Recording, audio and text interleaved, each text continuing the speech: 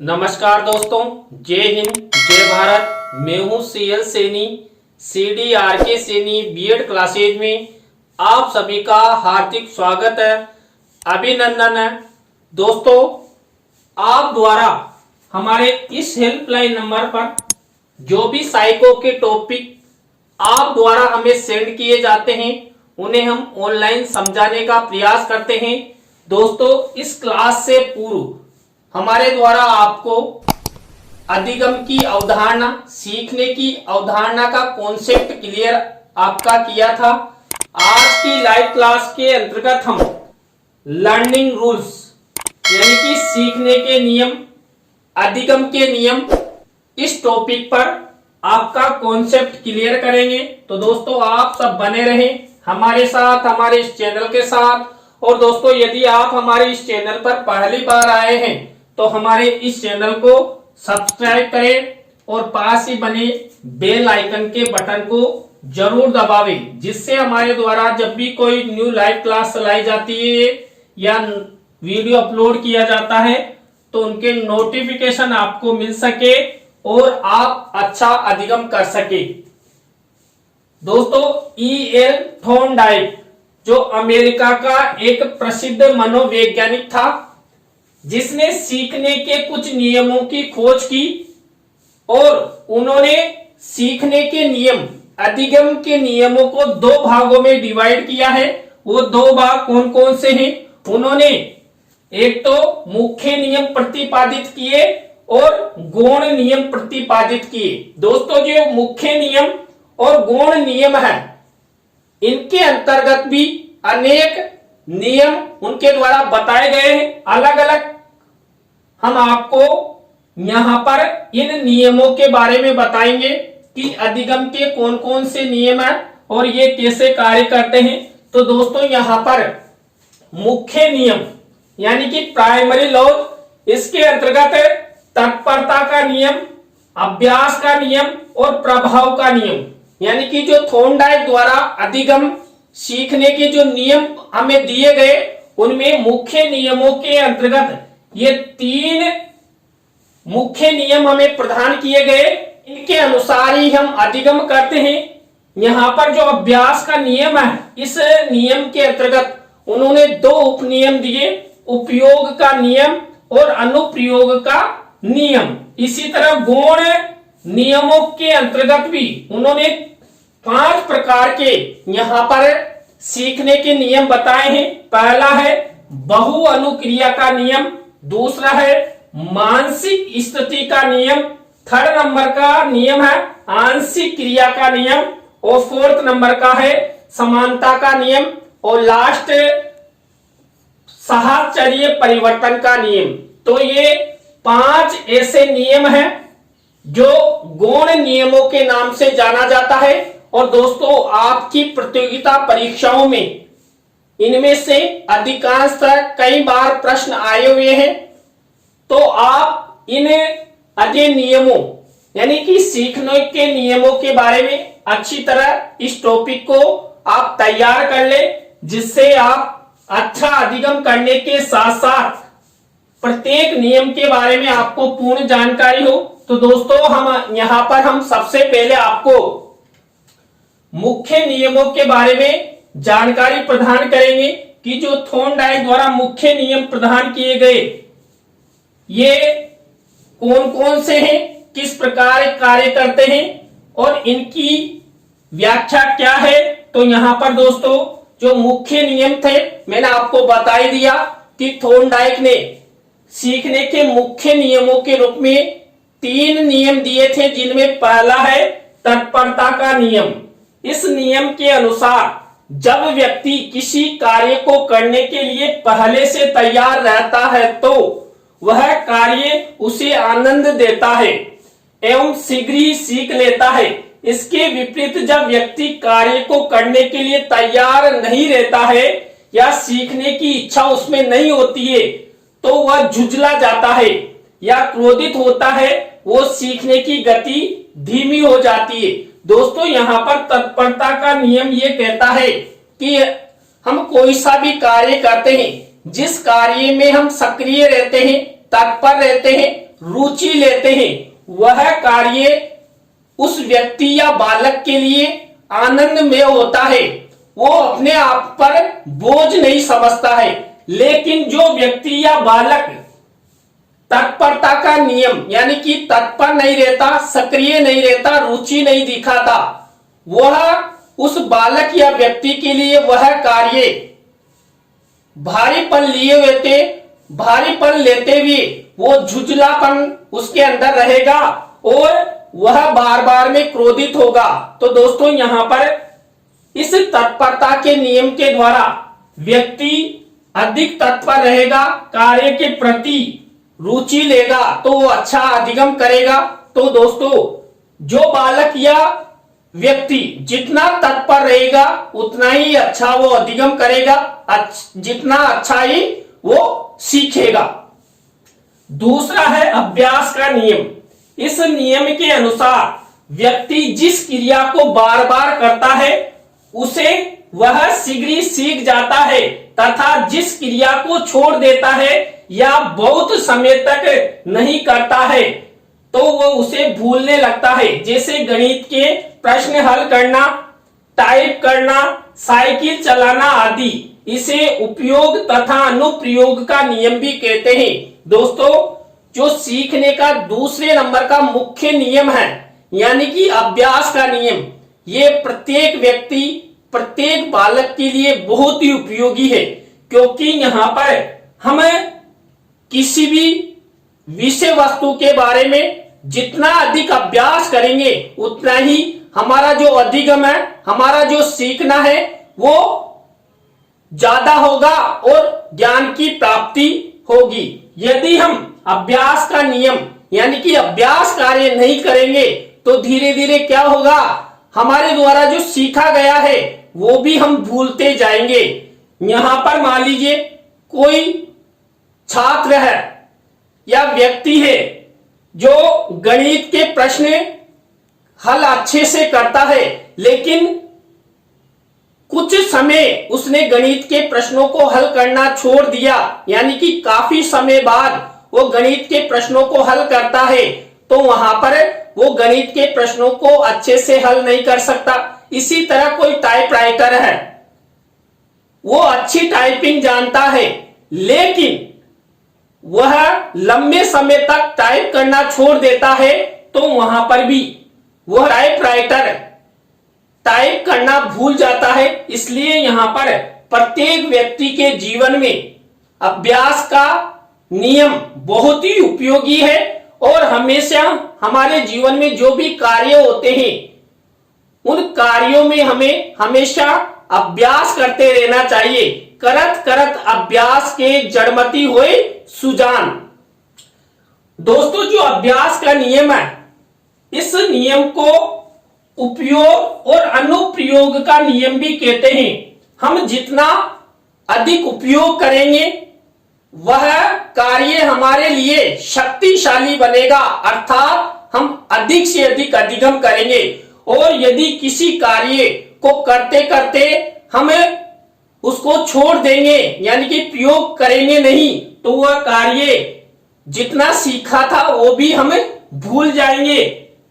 अब यहां पर देखिए, हम साइकिल चलाते हैं या मोटरसाइकिल चलाते हैं और जितना अधिक हम साइकिल या मोटरसाइकिल चलाने का अभ्यास करते हैं उतना ही हम अच्छी ड्राइविंग करते हैं।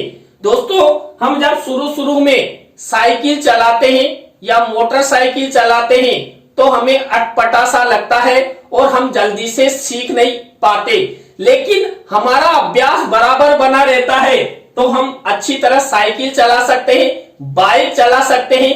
तो हमारे जीवन में हमें सबसे अधिक अभ्यास करना चाहिए। अभ्यास के द्वारा हम कोई सा भी कठिन से कठिन कार्य भी आसानी से कर सकते हैं। कठिन विषय वस्तु भी हमारे लिए सरल हो सकती है। दोस्तों आपने देखा होगा, प्रतियोगिता परीक्षाओं की तैयारी करने वाले छात्र लगातार अभ्यास कार्य करते हैं, तभी जाकर वो अपने लक्ष्य की ओर आगे बढ़ पाते हैं, उन्हें लक्ष्य की प्राप्ति होती है। तो आप सब आने वाले समय में बराबर प्रतियोगिता परीक्षाओं की तैयारी करेंगे और करते रहेंगे। इस हेतु आपको अधिक से अधिक अभ्यास करना होगा। आप जितना अभ्यास करोगे आपका ज्ञान उतना ही सशक्त होगा।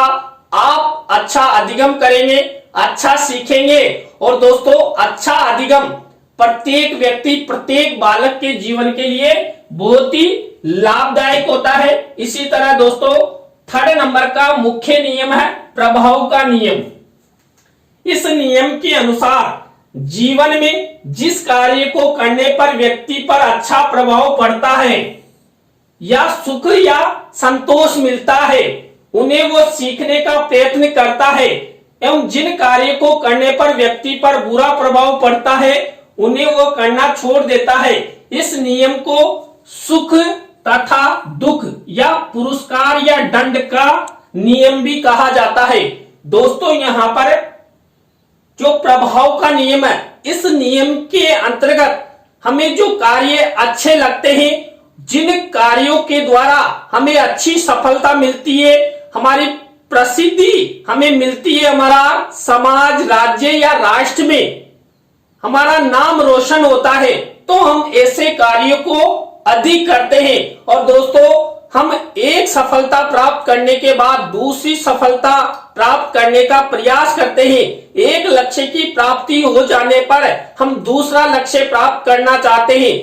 ऐसे ही कक्ष में जो छात्र प्रत्येक कक्षा को उत्तीर्ण कर सीढ़ी बाय सीढ़ी आगे जाते रहते हैं, तो यहाँ पर छात्र यदि बराबर सफलता को प्राप्त कर रहा है तो उसे खुशी होती है, उसे संतोष मिलता है और वो संतुष्टि जीवन जीता हुआ आगे और अधिक सीखने का प्रयास करता है।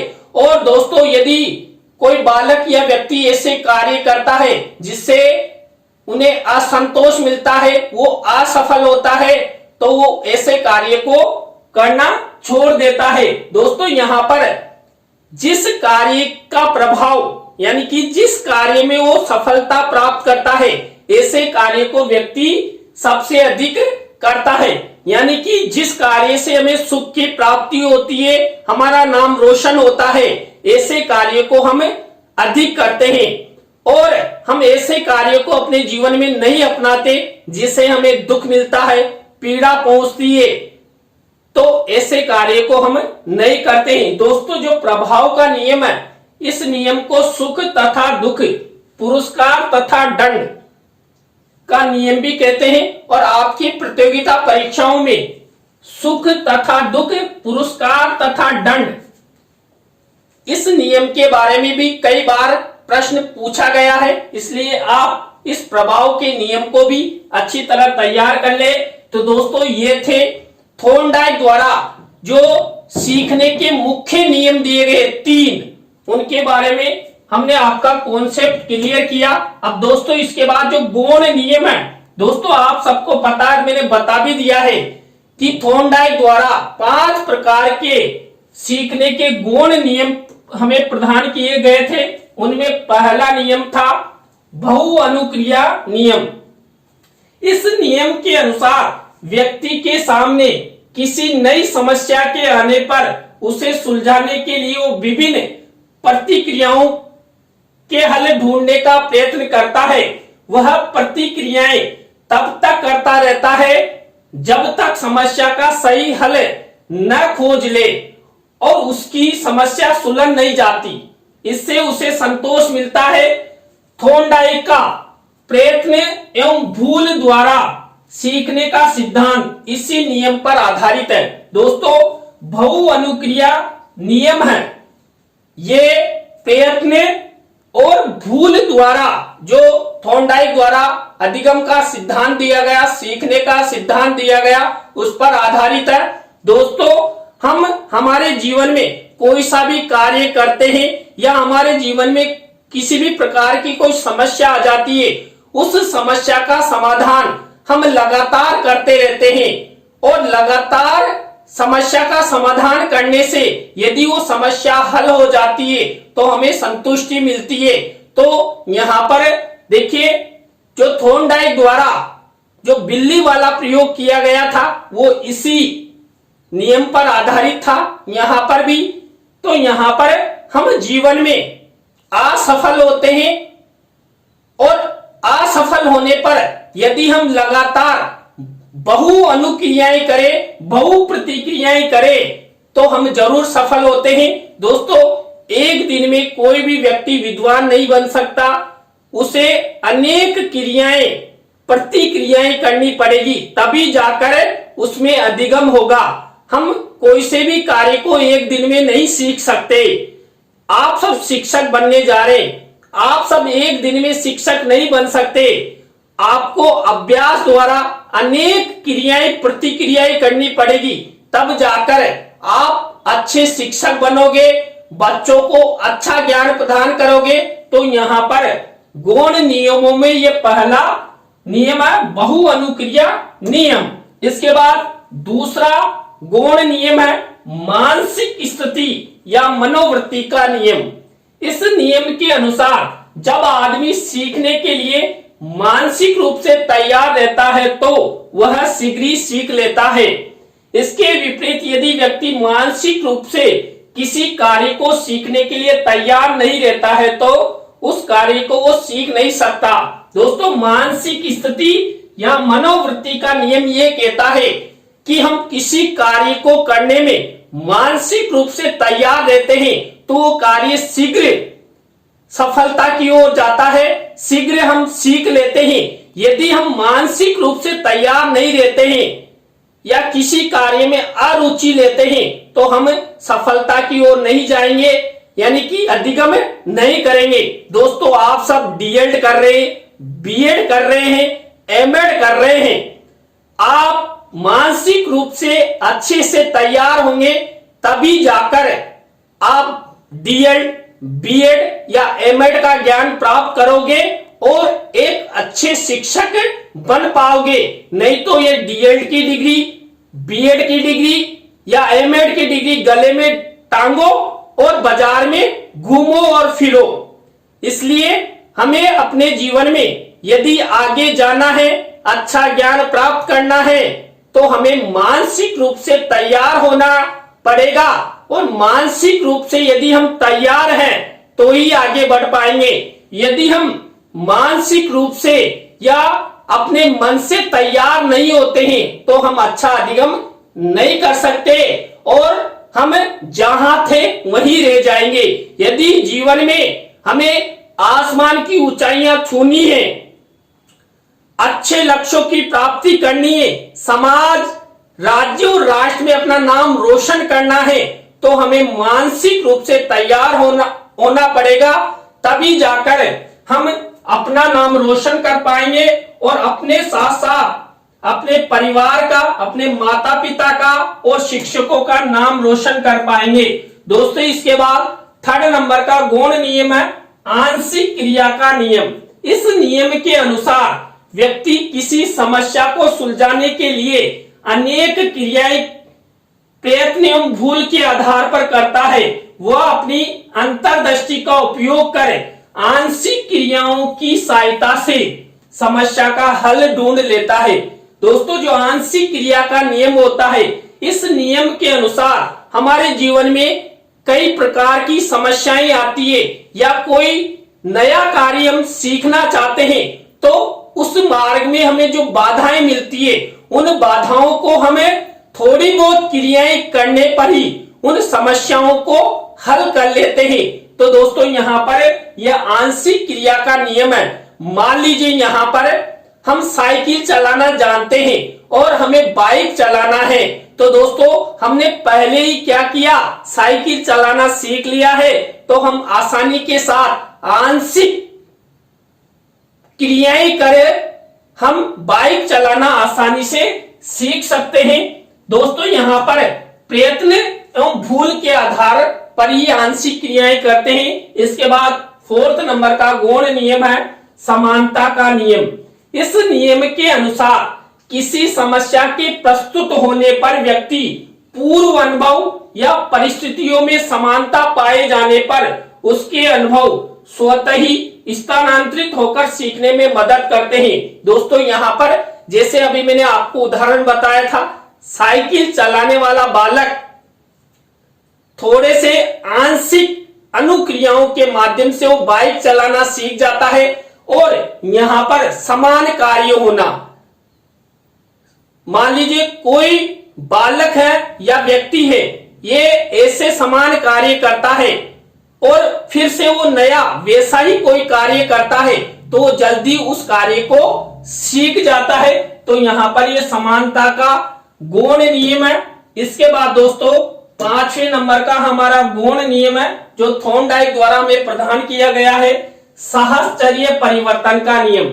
इस नियम के अनुसार व्यक्ति प्राप्त ज्ञान का उपयोग अन्य परिस्थिति में या सहचारी उद्दीपक वस्तु के प्रति भी करने लगता है।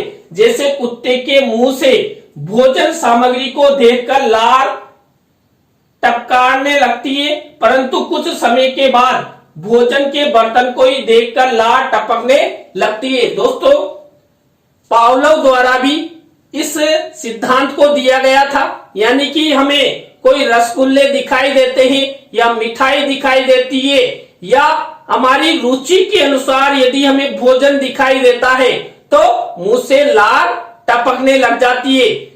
और हम देखिए बराबर भोजन करते रहते हैं तो ऐसे स्वादिष्ट भोजनों को देखकर हमारे मुंह से लार आने लगती है, लेकिन कुछ समय पश्चात यदि हमें वो स्वादिष्ट खाना देना बंद कर दे तब भी हम बर्तनों को देखकर भी लार टपकाएंगे। तो यहाँ पर ये सहचर्य परिवर्तन का नियम हुआ। तो दोस्तों इस तरह थॉर्नडाइक द्वारा ये 5 गौण नियम हमें बताए गए। तो दोस्तों आज की लाइव क्लास के अंतर्गत हमने थॉर्नडाइक द्वारा प्रदान किए गए जो मुख्य नियम और गौण नियम जो हमारे जीवन में हमें अधिगम करवाते हैं, हम कैसे अधिगम करते हैं और ये नियम हमारे जीवन के लिए कितने महत्वपूर्ण हैं, इस विषय पर आपसे चर्चा की। दोस्तों आज की लाइव क्लास आपको कैसी लगी कमेंट्स में हमें जरूर बताएं। अच्छी लगी हो तो लाइक करें, कमेंट्स करें और अपने अपने फ्रेंडों को जरूर शेयर करें। और आप सब इसी तरह हमारे चैनल का सपोर्ट बनाए रखें। और दोस्तों आप भी चाहते हैं कि सैनी सर द्वारा हमारे साइको के टॉपिकों को ऑनलाइन समझाया जाए तो दोस्तों आप हमारे इस हेल्पलाइन नंबर पर हमसे जरूर कांटेक्ट करें, हम आपसे बातचीत करेंगे। तत्पश्चात उन्हें हम ऑनलाइन समझाने का प्रयास करेंगे। तो दोस्तों आज की लाइव क्लास में बस इतना ही। न्यू लाइव क्लास के साथ हम आपसे फिर मिलेंगे CDRK सैनी बीएड क्लासेज में CL सैनी के साथ। जय हिंद, जय भारत, राम राम साहब।